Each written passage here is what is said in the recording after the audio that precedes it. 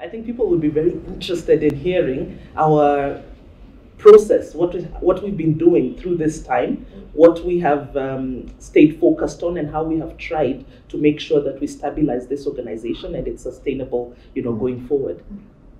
First of all, I saw one of those questions where, do you guys, don't you ever get stressed? Don't you get negative? Don't you feel like, of course, we're all people, the management team, we feel exactly the same. Of course, we get stressed. Of course, we get worried like that. But I think the important thing, and we say sometimes in Africa, is the way you eat an elephant. You have to take it, piece by piece. Otherwise, it just becomes too big to manage. So I think when you work this through in a structured way, in a team, with everyone focusing on their respective functions in that team, I think, you can manage. And of course, the first thing you want to do is to really secure people. So you probably realize that the first thing we did was to make sure that we went out with proper guidelines to make sure that people were as safe as we ever could make them. Secondly, after that, which of course works a bit in parallel, but of course is looking at really the business, what you need to do to secure business. And I'm not so sure that people understand the gravity of what we actually go through, because any company can basically topple during a time like this. So you really need to look at how do we secure, and of course the reason, we do it for the business purpose, but also to make sure that people have a workplace to go back to. And when you do that, after you come out with the guidelines, it's of course to see how can we save cost short term. So we believe that during this peak or this pandemic time, we can actually make sure that we save cash so that we have, and we did, for that reason, what we worked through as a team was to do a business contingency plan, where in a sense it was the worst case scenario that we could see, and how can we manage business. And then you look at those volumes, that business, what you need to do on your savings. How did we end up with just determining the right set of data or information that would influence the decisions we take? Well, you see, the problem there is that you will never be perfect. You never have full information. You have to be able to take decision, even if you don't have the 99% probability that you're right. You have to operate by an 80-20 or something like that when you take decisions. We were over flooded with information and data, and I think we all read a lot.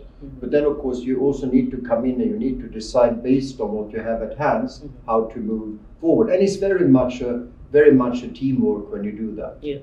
We'll never have 100% clarity, but we've got to move at some point, and more importantly, have the courage then to change course if we realize that the path we are on may not necessarily be how we want to move forward. One of the most important things during times like this is the agility, and that is based on that you have a good team that can work well together and can take quick decision and adapt to what the situation is out in the market. So I think that agility factor, that you on your toes all the time and can adjust, is extremely important.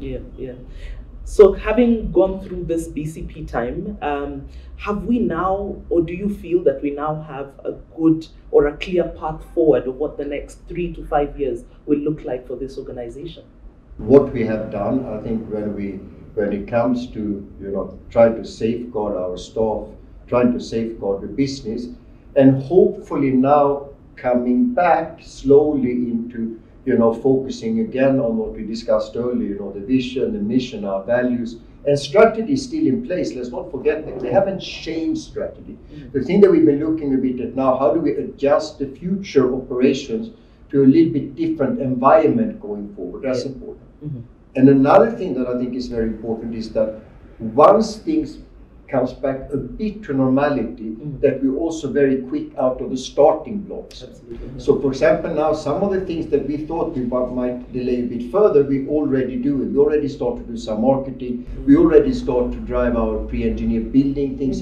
So we do these things so that we take also the opportunity to hopefully come out even stronger during a time period, after time period like this. Absolutely. Though we've changed tact and delayed some things, the important thing has been that we had very clear starting blocks that we can go back to and say, okay, this we can do, this we can delay, this we need to park for a longer term. We managed to get a good team together. We managed with the organization to put together the strategy going forward, the values and these things, which were quite important to have in place when we're coming into a difficult period like this.